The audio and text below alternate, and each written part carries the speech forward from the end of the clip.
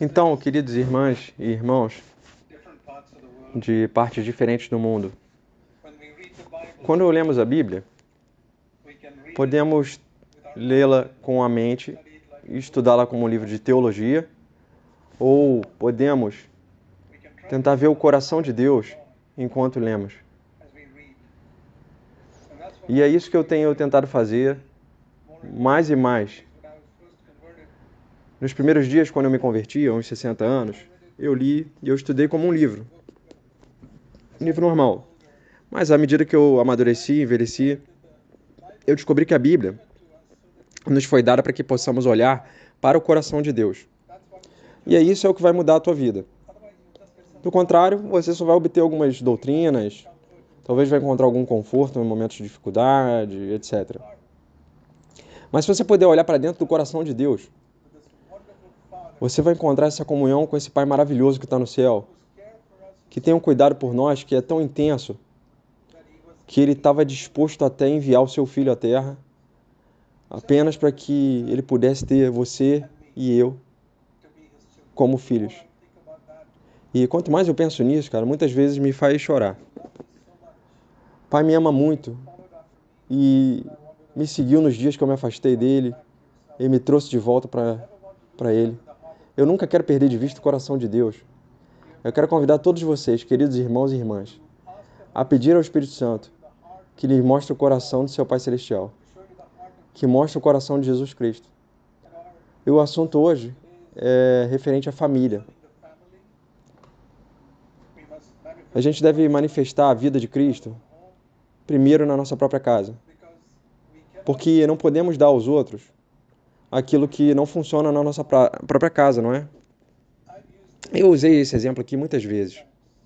E se você tem um DVD player, por exemplo, que não está funcionando na sua casa, não está avançando, ele não reproduz corretamente, ele engasga, você daria isso de presente a alguém que você ama? Não. Você não daria isso nem a um estranho. Você daria isso de presente em um casamento? Nunca. Nunca daríamos algo que não funcionasse em nossa casa. Agora, algo que não está funcionando na nossa própria casa, me diz uma coisa. Você procura então transmitir o Evangelho. Um Evangelho que não funcionou na sua própria casa para outras pessoas? Um Evangelho que está falhando na sua própria casa? Como é que você vai dar isso de presente a outra pessoa? Um Evangelho é milhões e milhões de vezes mais valioso do que um DVD player. Ou algum aparelho eletrônico que não está funcionando na tua casa. Quanto mais a gente precisa pensar em termos de pregar o Evangelho. Um Evangelho que funciona no nosso próprio lar. Se você olhar para o coração de Deus e quiser isso realmente, e é no lar que Deus começa a obra. Primeiro de tudo, no próprio coração e depois na nossa casa. E depois na igreja e depois no mundo. Mas tudo começa no indivíduo e depois no lar. Então deixa eu começar o versículo do Êxodo 25:8. Você está familiarizado com isso? No deserto, quando Israel saiu do Egito, chegaram ao Monte Sinai. Deus disse a eles, Deus disse a Moisés, diga ao meu povo para construir um santuário para mim. Um edifício sagrado. O propósito é para que eu possa habitar entre eles. Essa foi a vontade de Deus. Ele quer habitar entre nós. Esse é o propósito pelo qual ele pediu que construíssem um santuário. Agora, pega esse versículo e aplique ele à sua vida doméstica. Deus quer fazer a mesma coisa. Ele diz, eu quero o meu povo. Leia assim, Êxodo 25:8. Pega esse versículo e diga, Senhor, eu quero construir uma casa para você vir e morar. Para que vir e morar, né? Diga assim para ele. E se você voltar ao início da Bíblia, é exatamente assim que Deus, planejou e criou Adão e Eva. Mas antes de ir lá, eu quero mostrar algo no Novo Testamento. E falamos muito com a Nova Aliança, coisa que experimentamos na Nova Aliança, que as pessoas nunca poderiam experimentar na Antiga Aliança. Deixa eu dar 2 exemplos. Uma delas é que nunca poderiam experimentar. Uma delas é que é ser cheio do Espírito Santo. E quando a gente fala das pessoas do Antigo Testamento sendo ungidas ou cheias, sempre foi o Espírito Santo sobre elas. Ele nunca entrou nelas. E a primeira vez que o Espírito Santo habitou dentro do homem na terra foi quando Jesus andou na terra. Até João Batista tinha apenas o Espírito Santo sobre ele. Em João 7, 37 e 39, a gente vê isso. Indica que o Espírito Santo não foi dado. Ele foi dado para habitar dentro do homem, para a vida do mais íntimo dele. Até que quando Jesus fosse glorificado, de maneira muito clara. Então, depois, no dia de Pentecostes, todos nós poderíamos ter o Espírito Santo dentro de nós. Até então, isso não tinha acontecido. E para ser cheio do Espírito Santo agora. E existe apenas um lugar na Bíblia onde temos a ordem de sermos cheios do Espírito Santo. Há muitas referências a isso no Atos dos Apóstolos, mas apenas um lugar onde temos uma ordem que diz: seja cheio do Espírito Santo. Um dos mandamentos mais importantes. Você tem que estar cheio, mas você tem que estar disponível para que ele possa te encher. E isso está em Efésios 5:18. Ok, isso não era possível no Antigo Testamento, na Antiga Aliança. E a última coisa que não era possível na Antiga Aliança era resistir ao diabo e fazer ele fugir de nós. Se você ler o Antigo Testamento, você vai ver, não tem nenhuma pessoa confrontando Satanás. Satanás aparece em Gênesis 3 e vence Adão e Eva. E depois disso a gente não vê, exceto ali em Zacarias 3, uma visão. Mas, do outro lado, na verdade, a gente não encontra nenhuma pessoa, nem mesmo João Batista, confrontando Satanás. Porque eles não podiam confrontar Satanás na Antiga Aliança. Ele era forte demais para eles. E ali ele aparece lá no livro de Jó, nos céus. Deus permite que ele cause um estrago nas propriedades de Jó, mesmo na família dele. E a primeira pessoa, como eu disse que foi cheia do Espírito Santo, foi Jesus. E a primeira pessoa a confrontar Satanás e derrotá-lo também foi Jesus. E ele é o cabeça da igreja. E agora, Deus diz que quer que a igreja, assim como Jesus, é o primeiro corpo de Cristo. A igreja é o novo corpo de Cristo. Também deve ser como Jesus, cheio do Espírito Santo para enfrentar Satanás e afastá-lo. E ele vai se afastar. Vai fugir. Então, é isso que a gente vê. Em Tiago 4,7, submeta-se a Deus, resista ao diabo, ele vai fugir. Então essas são as duas coisas distintas que a gente deve perceber. Entre muitas outras coisas, tem características distintas aqui do novo pacto, da nova aliança. Que resistir ao diabo é mencionado em Efésios 6, 10 a 12. Permanecer firme contra as ciladas do diabo e vestir toda a armadura de Deus. Tendo feito tudo isso, significa ter superado tudo. Efésios 6,13. Permaneçam firmes. Então é isso que eu queria mostrar a você. E abrir a sua Bíblia e ver esses 2 versículos, 5:18, para ser cheio do Espírito Santo.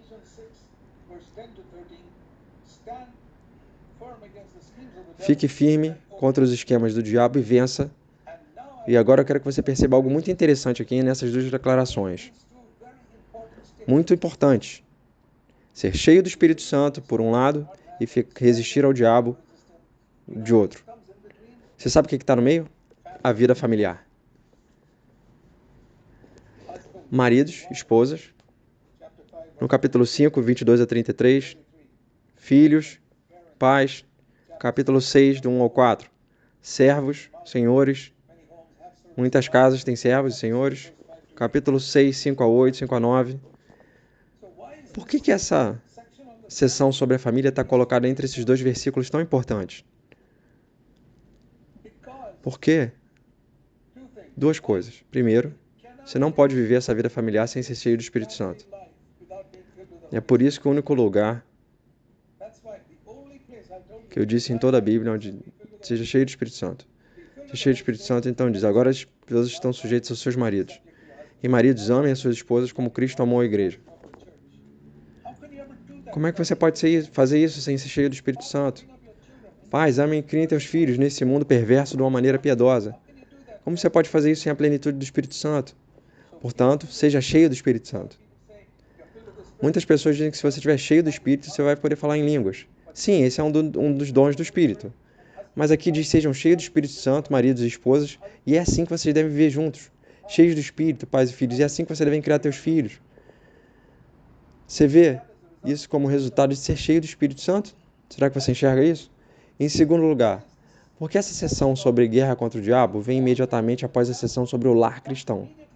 Imediatamente, logo depois. Porque não há absolutamente nada que o diabo ataque tanto quanto o lar cristão. Que ele sabe que se ele conseguir destruir o lar, ele destrói a igreja. Veja o número de pastores que o ministério deles foi arruinado, porque a casa foi destruída. Os filhos ficaram rebeldes, o pastor caiu em adultério, o pastor se divorcia, e às vezes ainda se casa com outra pessoa. Você não está vendo isso acontecendo em tudo que é lugar? Essa é a obra do diabo. E aí você vê que o Espírito Santo colocou essa sessão no lar cristão imediatamente após ser cheio do Espírito. Imediatamente antes do ataque de Satanás e da resistência a Satanás. Agora, se estivermos cheios do Espírito Santo, podemos resistir ao diabo em todos os ataques contra o lar cristão. Todos. Podemos superar. Todos. As esposas podem viver em submissão piedosa. Os maridos podem amar as suas esposas como Cristo amou a igreja. E perseguir esse objetivo, mesmo que ele não alcance a perfeição na terra. Pais podem criar todos os seus filhos de maneira piedosa.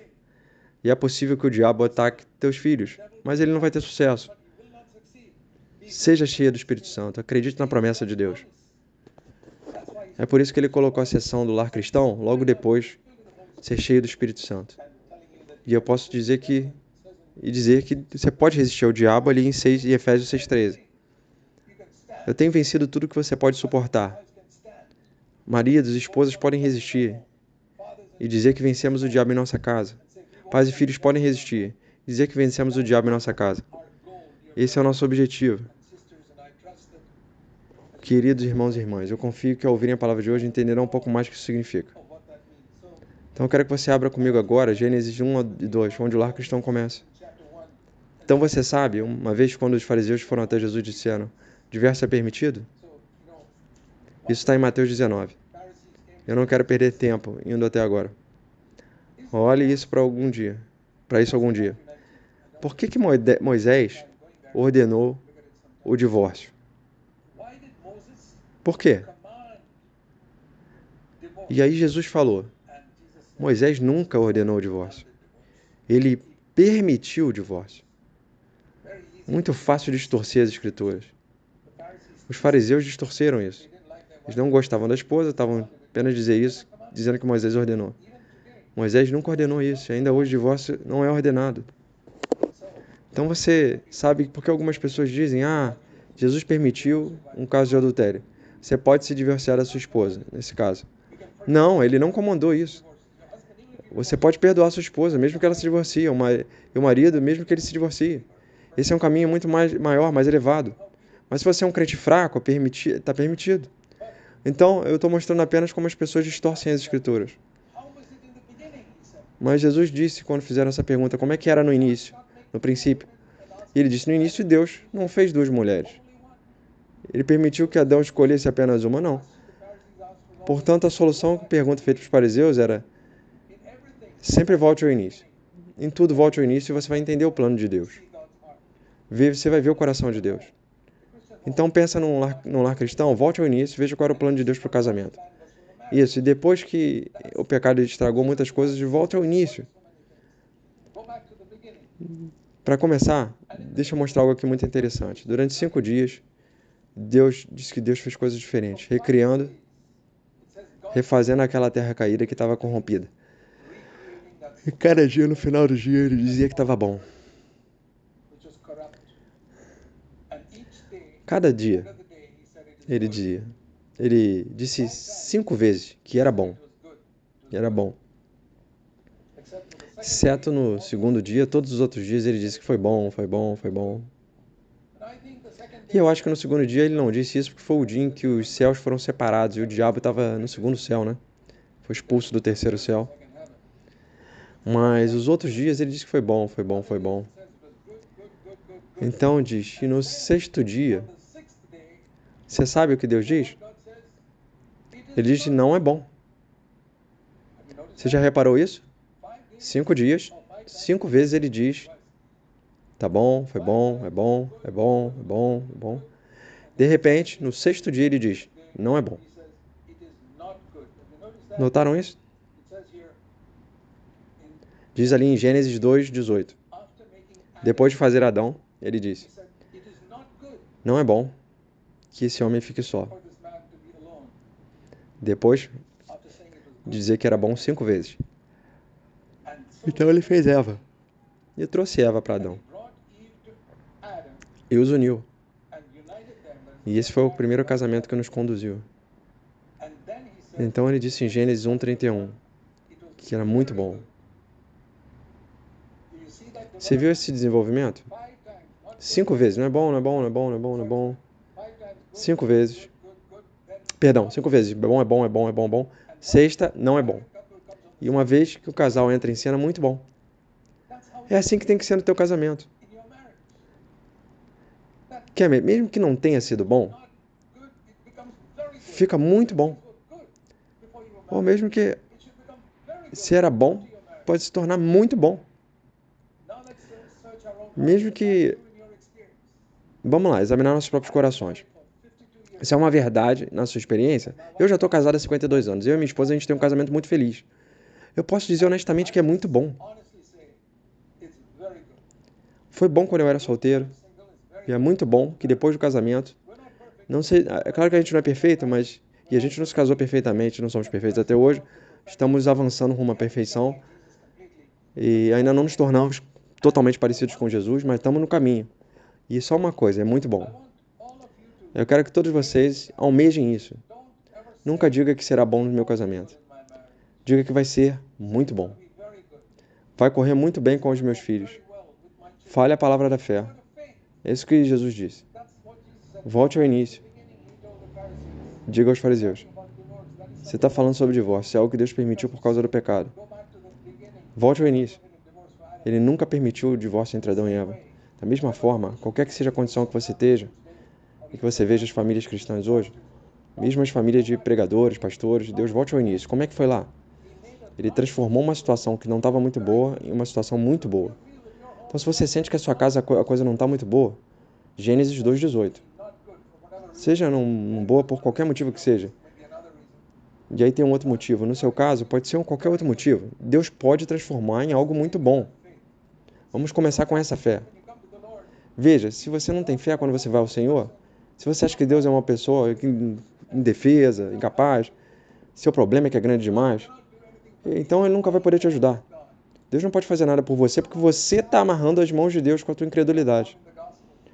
Você sabe, um dos versículos mais tristes que eu encontro nos evangelhos é em Mateus 13, onde diz assim: Jesus não podia fazer muitas obras ali, não porque Ele não quisesse, mas porque eles estavam cheios de incredulidade. Em Mateus 13, é o último versículo, eu acho que é ele. Diz assim, Mateus 13, 58. Último versículo. Ele não fez muitos milagres ali, não porque não quisesse. Marcos, capítulo 6 também. Ele não pôde fazer isso por causa da incredulidade deles. Quando eu perguntar a vocês, alguns de vocês podem estar tendo dificuldade na vida de casado, está escrito que Deus queria que você tivesse um casamento muito bom. Mas Ele não pode fazer isso porque você não acreditaria. Não porque Ele não pudesse, mas porque você não acreditava. Então por que você disse, nossa, a situação é tão ruim? A situação é tão ruim, será que Deus vai conseguir resolver? Acho que Deus não consegue resolver. Uma das lições que eu aprendi com os milagres que Jesus fez foi nunca um encontro enfrentado uma situação em que diga às pessoas não sei o que fazer. Eu nunca encontro Jesus nessa situação. Você já encontrou Jesus dizendo isso? 5.000 homens, um monte de mulher e criança passando fome sem comida. O Senhor tem uma solução para aquilo.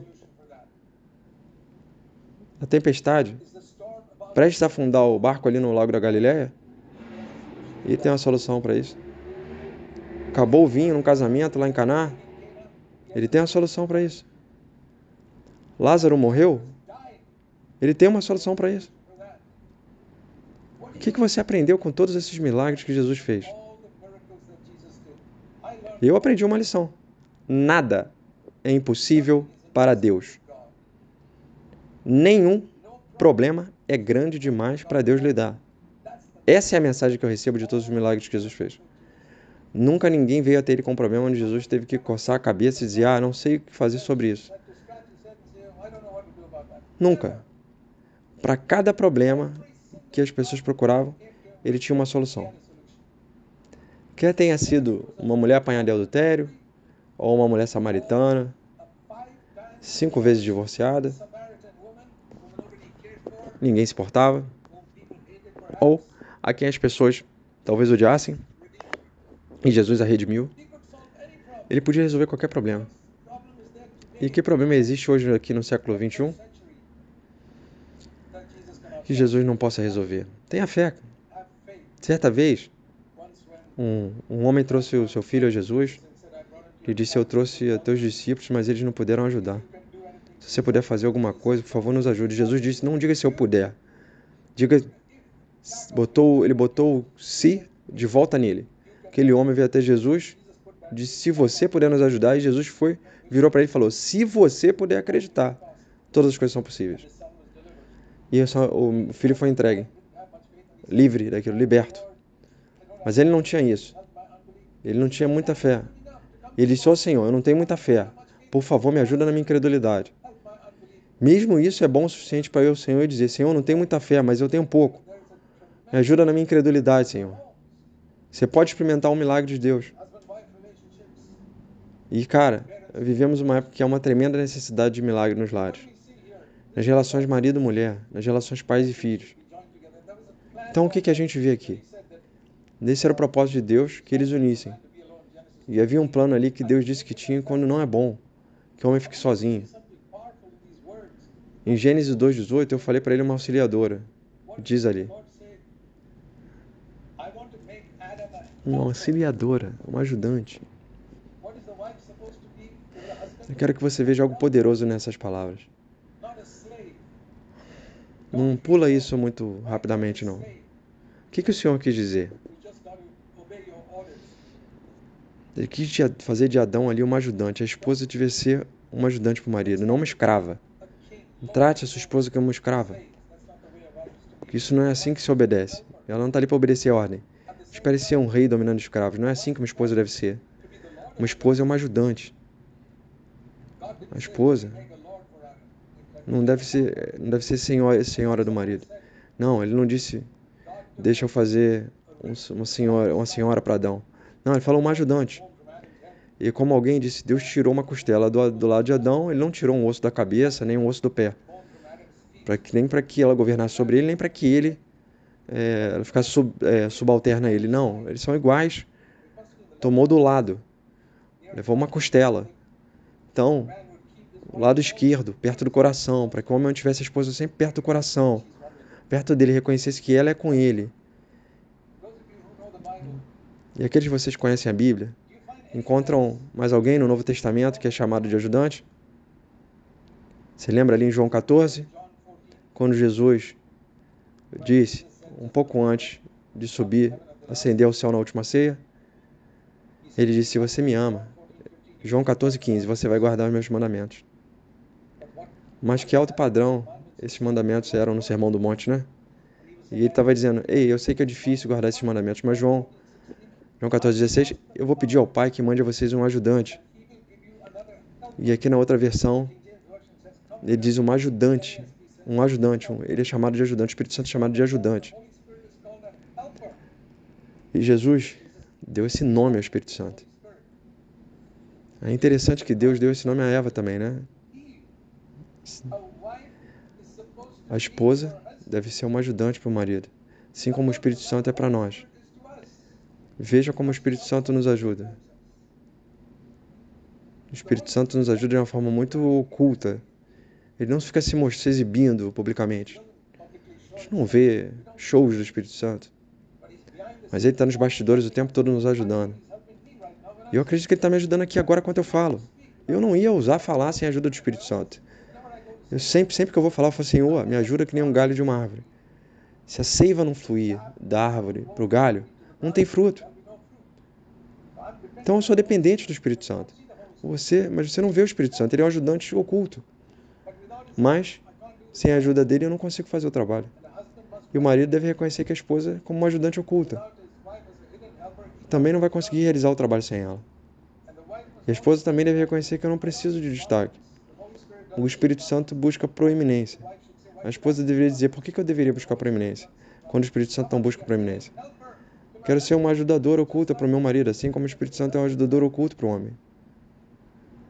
Sim, é maravilhoso comparar as Escrituras. Uma outra coisa linda que eu vejo aqui é que Deus preparou tudo para Adão e Eva, antes de criá-los e uni-los.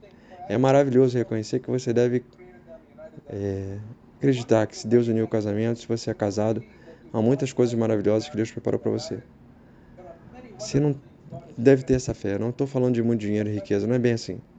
Quando minha esposa e eu nos casamos, éramos muito pobres durante os primeiros anos da vida de casados.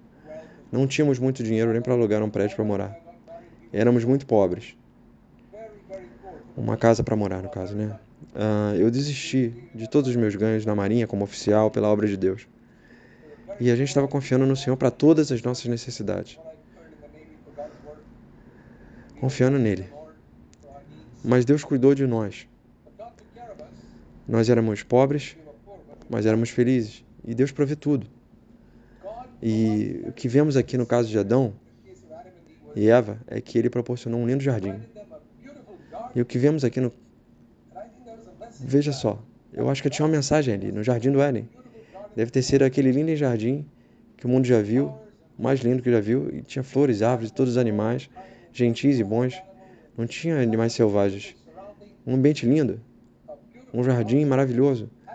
Assim, dizendo Adão e Eva, eu quero dizer que o casamento seja como aquele jardim. Eu quero que o relacionamento de vocês seja como esse lindo jardim onde as pessoas podem vir e sentir o lindo perfume das flores, para ver os lindos frutos e possam comer dos frutos. Que coisa maravilhosa que o casamento possa ser assim, não é? É o plano original de Deus, que eles podem vir, eles podem desfrutar do perfume, da paisagem, dos frutos. Espiritualmente falando, esse é o propósito de Deus. Mas, em vez de se tornar um jardim, porque eles desobedeceram a Deus ali, se tornou um deserto. O que era o propósito de Deus se corrompeu, né? A relação entre Adão e Eva se tornou um deserto. Um deserto, uma selva. Tudo começou com uma simples desobediência a Deus. Deus havia dito a eles, muito claramente, não comam daquela árvore. Livre-arbítrio. E quando havia 100.000 árvores ali, será que era tão difícil evitar uma árvore? Mas o diabo, ele levou eles exatamente para aquela árvore. O diabo sempre tentando levar para algo que vai destruir o relacionamento com Deus e destruir o teu relacionamento com o cônjuge. Lembre-se disso. Pode haver 10.000 coisas que você pode fazer, mas essas coisas podem ser boas. E o diabo vai te levar para a única que vai te causar problema. Pense em todas as coisas boas que o marido e a esposa fazem um pelo outro. Mas o diabo vai lembrar da única coisa que a sua esposa não fez, que o marido não fez, e fazer você se concentrar nisso para que ele possa distanciar você do seu parceiro. Foi assim que o diabo aprendeu no Jardim do Éden. Ele está procurando a única coisa que vai afastar um do outro. Foi isso que aconteceu. Ele está procurando a única coisa que vai afastar um do outro. E o que aconteceu? E Eva foi tola. Ela ofereceu ao diabo, foi imediatamente separada de Deus. Então, ela deu também o fruto ao marido.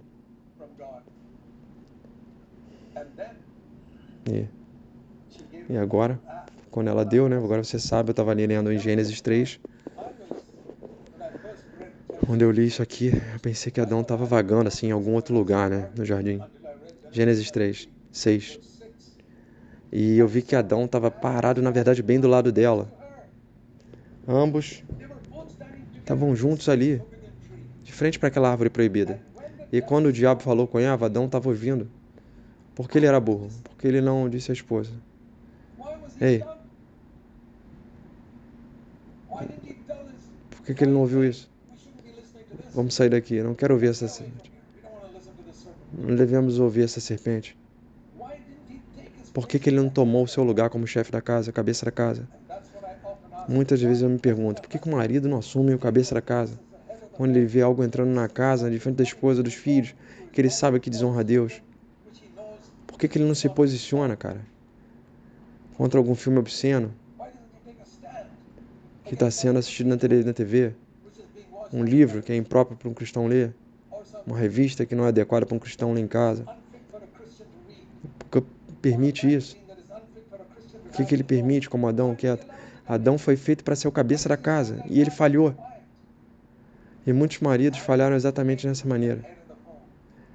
Disse que Jó foi o homem mais perfeito da terra no tempo dele.